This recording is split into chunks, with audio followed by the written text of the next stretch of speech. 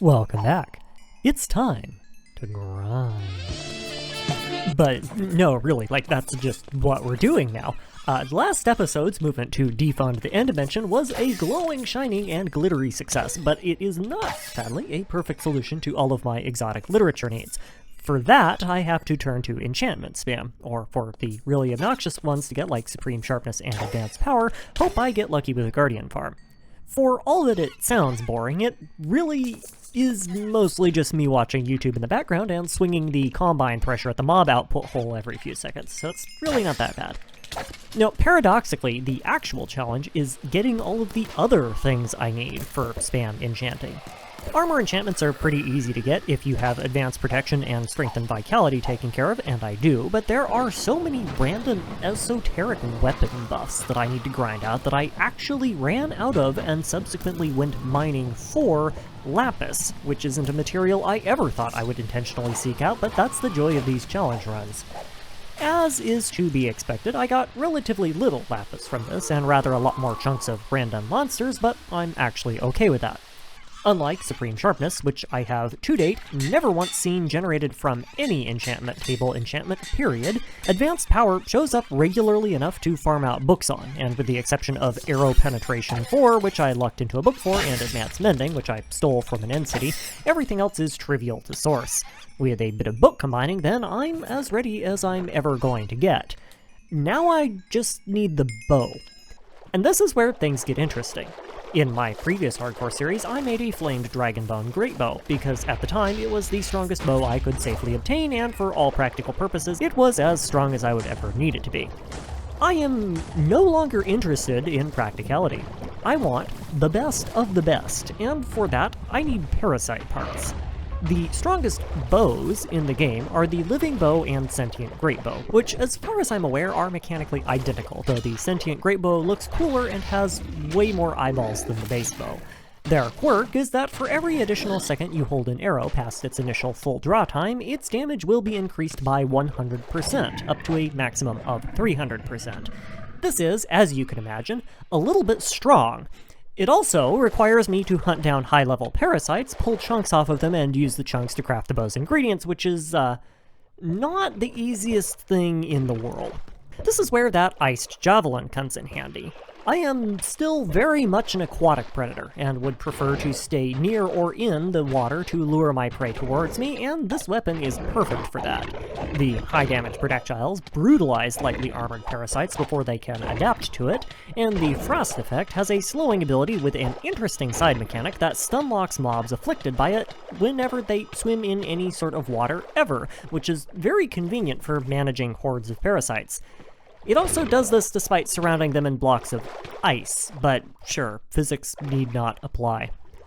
Our prey today is Yellow Eyes and Long Arms, which are both mildly inconvenient mobs to hunt for. Yellow Eyes because they can fly, though the ice neutralizes that quite handily, and Long Arms because they hit like a semi-truck, but with careful planning I can take them both out without too many issues. Of course, farming parasite giblets is made much easier by the advent of a blood moon, which does, interesting things to the spawn rate of everything. Almost makes me wish I was playing regular Dregora, because that looks like a fun fight to jump into, and I can't do that when it's all parasites.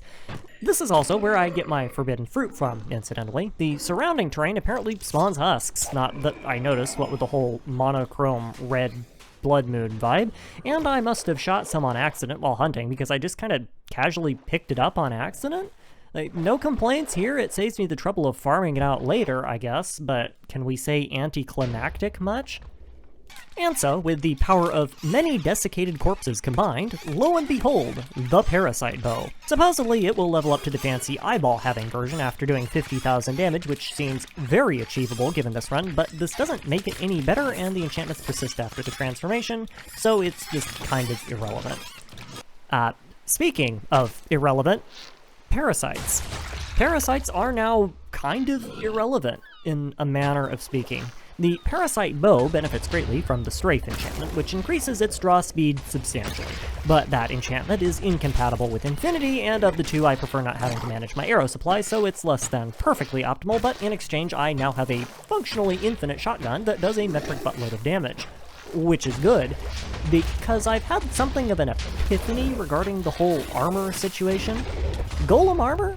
Pretty good, but the only thing I really care about fighting is parasites, and in this version of the game, there is something far better for that. Now all we need to do is get it. Several hours of hunting down and extinctifying long-arm type parasites later, and I've collected myself everything I need for this. For you see, what better way to fight parasites than to become one of them myself, honorarily, by putting on what has to be the world's singularly most unsanitary fursuit, which is really saying something. Parasite armor is, as the name suggests, made out of parasites. Lots and lots of parasites, and as such, it is astoundingly obnoxious to obtain and reroll, but in return for that, it is quite a strong contender for endgame armor sets. Its durability rivals that of the Golem armor, which is itself only outclassed by Neptunium, and it also has a decent, albeit not fantastic, armor rating, but mostly I just care about one of its passive effects, of which there are a couple. The first is its conference of a weaker form of the parasite's damage reduction mechanic. The armor starts out as a blank slate, and as you take damage in it, it can learn up to 3 damage types to resist 10% of the damage for per piece for the base variant and 20% for the evolved variant. These resistances are additive also, so if you train evolved armor on all of the same damage types, you would resist all 3 damage types by 80%, which has the potential to be quite strong. It's also, in my opinion, kind of overblown, because for the most part these are resistances to the attacks of a single type of mob, which means the effect is useless for the overwhelming majority of its use cases, and the only mobs that can hit hard enough to be worth specifically farming resistance for can be avoided by flying. But that's fine, because its second passive is to limit the strength and efficacy of several parasite effects to level 1, which is almost the same as being immune to them outright, and this is more than sufficient to make up for everything else that sucks about the armor. Silver Armor's Cure effect was nerfed in Dregora to not confer immunity to parasite effects, and Fear and Viral are both very, very bad, to the point that mitigating them is honestly worth being buck naked for. Because I can avoid damage, I can't avoid potion effects that negate my ability to do anything whenever I get within 50 meters of a random mob. While we're at it, I also cranked together the stuff I needed for my Ankh shield. The Guardian farm was kind enough to give me a pre-built ring of free movement earlier, which saved me the trouble of grinding out strays for it, so really there's no excuse for why I didn't do this other than laziness. If that wasn't enough, what follows next is a even longer, more drawn-out, and more painful process wherein I spend far too much time doing nothing other than racing back and forth across the landscape, spam spawning in parasites to try and farm out infested ender dragons. Yippee.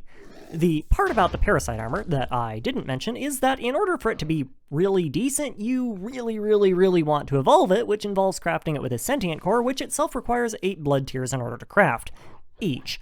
I decided to double dip here and did this farming in the Lost Cities so that I could also look for a dragon ring under the theory that less spawning space might concentrate the parasite spawn somewhat, but didn't really do much of anything at all. In retrospect, it might also have been easier to wander around the overworld and trick ice and fire dragons into fighting with parasites so that they would become infested, but that didn't occur to me at the time, so I didn't do it. I also got warped into the dimension underneath the bedrock barrier that separates it from the bottom 30 or so blocks of the map, so that was fun. Go Gadget creative mode, solving stupid glitches since creative mode has existed. Or I should rephrase. This whole mission should have been long, drawn out, and painful. Unfortunately, the Lost Cities seem to suffer a sudden, acute, and inexplicable lack of dragons, which is not something I ever thought I would be complaining about, but once again, this is the joy of challenge runs. This, combined with the fact that the dragon ring I needed per the rules of the run was literally the 4th ring I found, despite supposedly being the rarest in the game, means that my journey to the Lost Cities only lasted about 30 minutes, and netted me precisely 0 dragon juice, so mission failed successfully? The dragon ring basically has 0 downsides other than making you taller and slightly slower while swimming, which is to say it has precisely 0 downsides, but as a self-respecting Steve, I only have 2 fingers, and they are currently both busy holding my resistance rings, so my next adventure is a quick bit of slapdash enchanting to get myself something with advanced looting 3, and a trip to the nether. As you can see, I've fixed the whole parasites don't spawn in the nether situation, and as to be expected, they take full advantage of this lapse in judgment by making a royal pain out of themselves.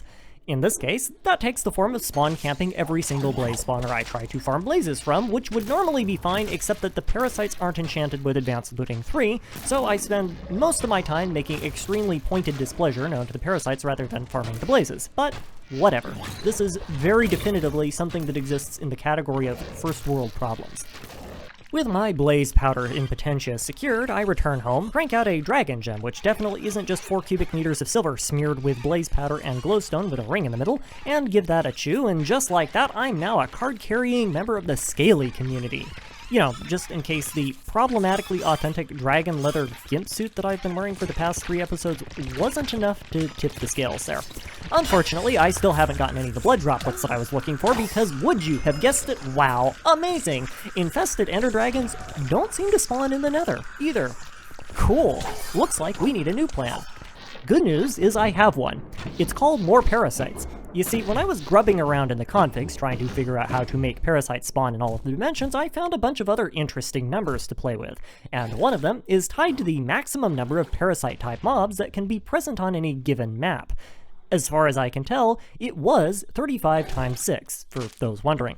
Well, I, being me, decided that in light of my dragon starvation problem, I would say that those are rookie numbers and added an extra 0 at the end of them. We now have a maximum pop size of roughly 1,800 parasites. That sounds fun.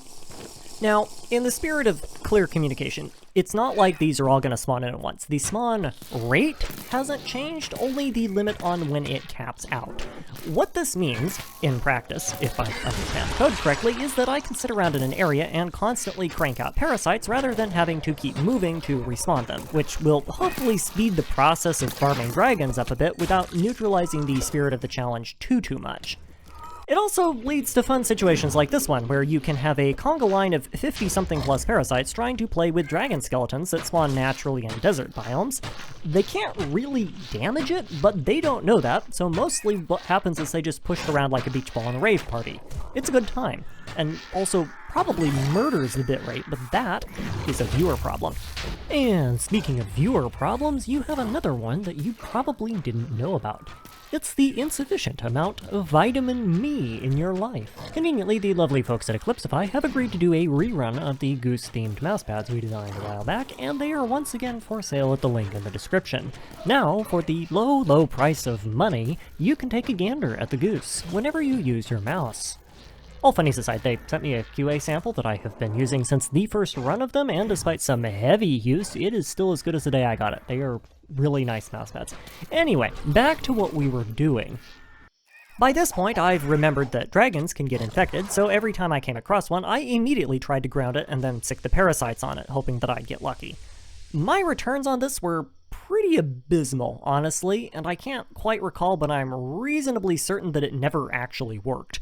I don't know if maybe they aren't picking up the call of the hive effect, or if RNG has just decided that today was not going to be my day, but I tried it at least 3 or 4 times and got nothing from all of them. However, it's not all bad news, because things got a lot easier once I realized that if you shoot off the dragon's head, which, yes, you can do, by the way, and you should try to do it because it removes the range attack. Anyway, once you shoot off the dragon's head, you can get a drop of juice by killing both the head and the body independently, which means that unless you get really unlucky, dragons count for 2 instead of 1, and immediately dropped my required kill count from 32 to 16, which is a far more manageable number. Of course, every once in a while, the dragons do scrape out a victory. Extremely Pyrrhic victory, in this case, but I guarantee you that parasite is really regretting its poor choice of targets right about now.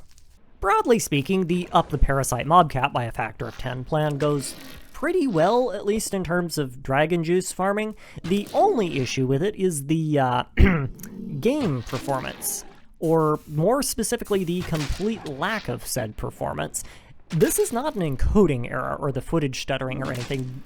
What you see here is legitimately how my game has been running for the past hour and a half. My computer is not happy with me, which probably has something to do with the 1,800 mobs it has to concurrently run AI pathing on, but hey, yeah, who could have seen this coming? I will spare you the montage, but the end result of all this grinding is all the juice droplets I need to upgrade my armor and enough spare parts to reroll it, and a newly constructed cleaver I made for a melee weapon into something not objectively terrible.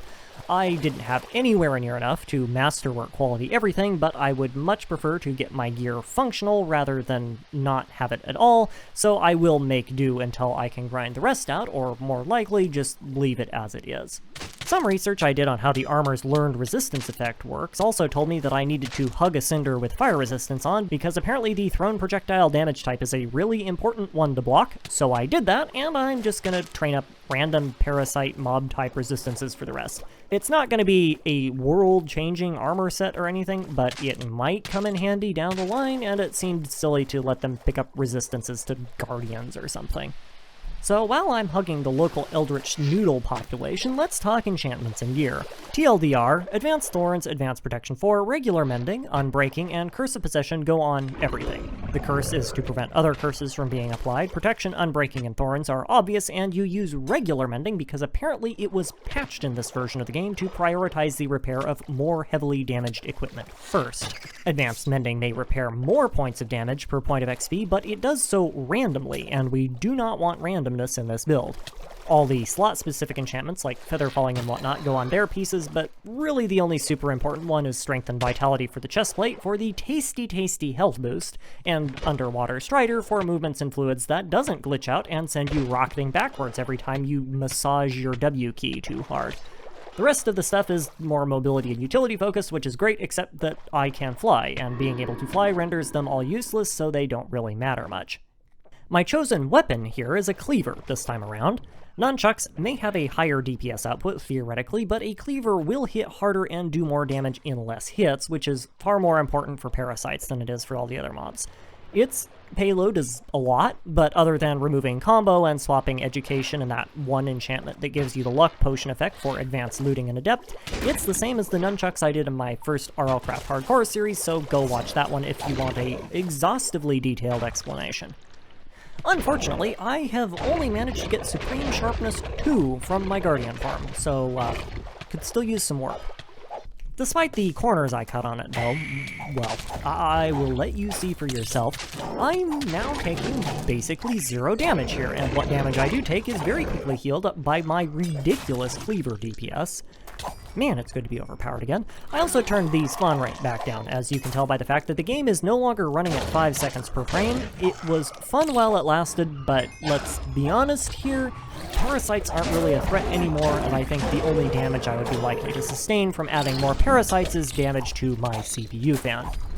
Of course, now that parasites have been handily rendered a non-issue, I'm sad to say that it means it's time to start wrapping up the series. I already found and ate my dragon ring, so there is a very clear sequence of events that needs to happen. I need to find a brutal tower, do whatever it is in that tower that lets me collect brutal coins, trade the coins with a brutal merchant for the crafting materials to make the 3 special lycanetic boss summoning stones, summon the bosses, and then beat them with a stick, soundly. Should be simple enough, if I could find a stupid brutal tower. I know they exist. I've found them before. In fact, one of my earliest interactions I had with the biome they spawn in is getting stuck in it repeatedly after chain respawning and being unable to escape it. It really should not take this long. So, yeah, it took 50 minutes. And then I found a second one immediately right next to it, because sure, why not? I've honestly gotten into the habit of just carrying an entire shulker of wine around with me whenever I try and do anything in this game anymore, and this is why. Now for the real challenge of the run. How exactly do I get into one of these things? Unlike other dungeons, this one has properly unbreakable barriers that you can't mine through unless you have a fancy thing that you get by defeating the dungeon. Now, sure, I could clip my way through them or something, because this is a classic case of extreme fence post security, but that seems like an excellent way of getting myself soft-locked, and I do sorta want to play the dungeon legitimately. The only problem is I can't find the door. Yeah, 10 minutes later, there it is. Knock knock. Yeah, I'm starting to think maybe they don't want me here. The first stage of the tower is a series of cylindrical rooms that are rotating around a central shaft of some kind, populated by a bunch of really neat custom mobs that would be a whole lot more interesting to fight if I wasn't either ignoring them entirely and letting them die on my armor, or straight up one-shotting them by existing. really the only threat they pose is to my frame rate at this point, because there are so many of them and they keep spawning so many pink slimes every time they die that the entire room looks a bit like an angry raspberry jello themed trampoline. Conveniently, I came prepared with my handy-dandy pocket minigun, which is really effective at cleaning up raspberry jello and trampolines, and also whatever else you point it at. Which I don't really do most of the time. I'll take what is aiming for 500, Alex, and make it a daily double. What, you didn't seriously expect to get to see anything in this dungeon, did you? Beautiful handcrafted dungeon like butt. Fill it with flaming arrows and let the game engine sort it out. So after 5 more floors of that exact same thing, I get dumped into a slightly different cylindrically shaped room full of slightly different enemies. Unlike the first batch, which spawned slimed, smacked me around, and made my screen dizzy, and basically did no damage whatsoever, these enemies spawn slimed, smack me around, and make my screen dizzy, basically do no damage whatsoever, and have a boss bar. Woo! Amazing. I sure hope the loot is good. However, before I can check the loot, a concerningly accurate Reaper shows up and spikes me into the mysterious green sludge that keeps showing up all over the place. Now, normally, this stuff does nothing if you go into it, but apparently I either got my brains really rattled, or there is a mechanic here that I was otherwise unaware of, because this time around it sent me into an entirely different dimension. Alright, I'll give it to him. That is one way of doing it, I guess. If you can't beat them, banish them to the Shadow Realm.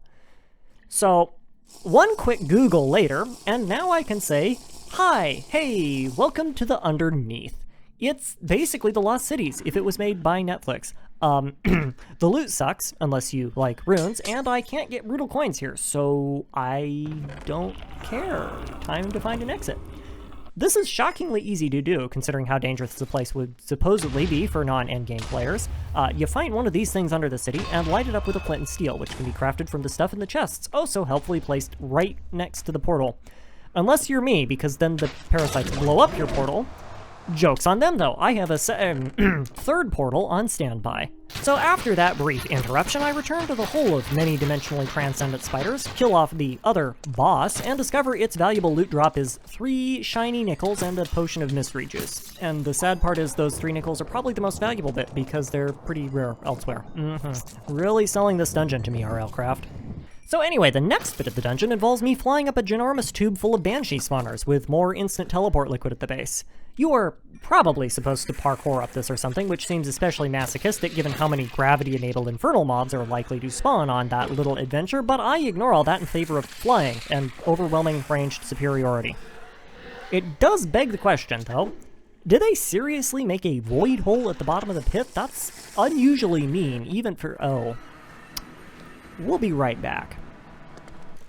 So after that other brief interruption, we get back into the tower, find some stairs, and make our way into what appears to be some sort of boss arena full of mob spawners. Now, I am a little bit overpowered, just a smidge, so you have to understand that this was a legitimate mistake that I made, but that dragon, that one right there, is the boss. I did not at the time realize that, and mostly I just kind of auto-completed the thought dragon with shoot, and got shoot the dragon, and then proceeded to clear out the entire area without realizing that I was supposed to be fighting it. In fact, the only reason that I know that the dragon was the boss now was because it dropped a brutal coin where it died, and I found it lying on the floor and was very confused. Oops. Moving on, the next little bit is a maze. Oh boy, I sure love mazes. I totally didn't spend half an hour of my life breaking absolutely every block in the maze because I was too lazy to explore it like a normal person, no siree. Anyway, I blasted through the maze like a coked up bull in a furniture warehouse and eventually came across a room with a lot of things in it that I shot until they stopped moving. This was very effective, and I was rewarded with half a brutal coin for solving the very difficult puzzle known as killing everything. It is only until I did a second one of these dungeons that I realized that this entire room was supposed to be a trap room where dispensers shoot arrows at you. I was not at the time aware of this because I did not take any damage from any of the traps, despite presumably stepping on most of them. Anyway, I then repeated this strategy again, but this time on another boss that I was only able to identify as a boss because it dropped a lot of things where it died. In every other respect, it looked behaved and died like a perfectly normal parasite mob called the Crux that I have been fighting since the start of the series. But, sure, boss material, right there. Mwah. While I was decidedly not doing the maze the correct way, I also skipped all of the secret instructions telling you how to safely defuse the fluid traps in the elevator, because there's an elevator you have to go through, or something, I guess. I don't know, I just cranked open the roof of the elevator and flew through all the liquids because I'm immune to basically all of them anyway, but I'm fairly certain that there was a way to solve this puzzle if you look hard enough. So that got me into this room, which is a boss room, supposedly, except the boss is nice enough to sit still and let me take out all of the other mobs before shooting it many times in the face until it died. Good boss. Good boy. Sit. Stay dead. Naturally, the loot chest it was protecting is locked, and I neglected to bring any lockpicks. Hold, please. Cool, that's fine. The chest is junk, but under the chest is the obsidian that I can break through to continue, so I do that. This leads to another room with, you guessed it, more bosses, by which I actually mean a bunch of perfectly normal parasites with fancy nameplates that drop coin chunks. Are you sensing a trend? I am sensing a trend. More wandering aimlessly and mining through obsidian finds another boss room with a bunch of, I think they're wither skeletons, it's kind of hard to tell. Either way, a bunch of vertically challenged mobs with no substantial ranged attacks. As you can imagine, they do not present much of a fight. What does present an issue is the gamer juice flowing everywhere because it keeps covering up my loot. Conveniently, much like gamers, gamer juice is vulnerable to taking a bath, so I can just delete it with some water and kill the mobs whose loot I care about in the clean spots. With that room done, more down, more hole, more boss room. This time around, it's Shaxi himself. Unfortunately for Shaxi forgot to wear projectile protection, so pretty shortly after meeting him, I have repurposed him into a pincushion and stolen his pocket change. For all of this, I am rewarded with an enormous treasure room full of things that I do not care about in any way, shape, or form, with the possible exception of the jars with some coins in them. Huzzah! Treasure. The end result of all of this is 6 brutal coins and enough stuff to make 3 more, which is not enough. So that means I get to do a whole nother dungeon. Wow, amazing. And skip. Isn't movie magic great for stuff like this?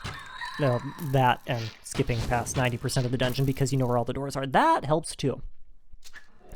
With all those coins, I conduct a blindingly fast shopping trip with the local brutal merchant, leaving just in time for him to get munched on by an infested sheep. Have fun with that, bud. I then rip back home to put together the last of my required giblets for Lycanite boss summoning and get the show on the road. You know what comes next. As to be expected, Rahafart presents literally zero threat whatsoever, to the point that I am actively tanking every attack he can dish out deliberately because it lets me speed up the fight and not noticing any damage. Yeah, these bosses probably could be rebalanced a little bit. Spider Tank presents something of a more substantial problem, not because of anything that the Spider Tank does, mind you, but just because it's in the end and the arena is the only valid spawning location for parasites, so it tends to concentrate them. The whole parasite armor makes you immune to fear thing, by the way, yeah, that's bogus. It might help, maybe, but the bow drawback failure still happens, and that's pretty much the only reason I cared about it, so yeah, that was pointless, and also this is a stupid and annoying mechanic. Regardless, he has once again failed to properly secure the rear view mirrors on his mobility scooter, and also there are several dozen parasites dogpiling him at every given moment, so he goes down pretty quick without me really needing to do much of anything. And then finally, Amalgalich, who if nothing else proves that I am my own worst enemy because I accidentally trapped myself in the wall of its arena as the wall was spawning in and wasn't able to mine my way out before the boss spawned in and locked down block interaction. This is extraordinarily inconvenient, but we are also in the Lost Cities, so a friendly neighborhood parasite popped in about 10 seconds flat to help a neighbor out. Gotta love the helpful community of supportive individuals. Once I was free to actually fight the boss, as usual, I mopped the floor with it because the Amalgalich still has no counter to little gremlins hiding in the walls and shooting it. Also as usual, I sustained more damage from hypothermia than I did the boss fight. Fun times. And that is, I think, where we will leave this series. Contrary to what you might expect from my constant non-stop complaining about literally anything that mildly inconvenienced me, I have enjoyed this run immensely, and have several more things I want to try to do with Dregora queued up and ready to go. In the meantime, I will simply say thank you for your time, express my thanks to Shvaxi and the rest of the team that worked on this for providing me with this lovely programmatic piece of art for me to smack talk for no good reason, remind you that Goosey swag is available at the link in the description, and as always, that I hope you enjoyed.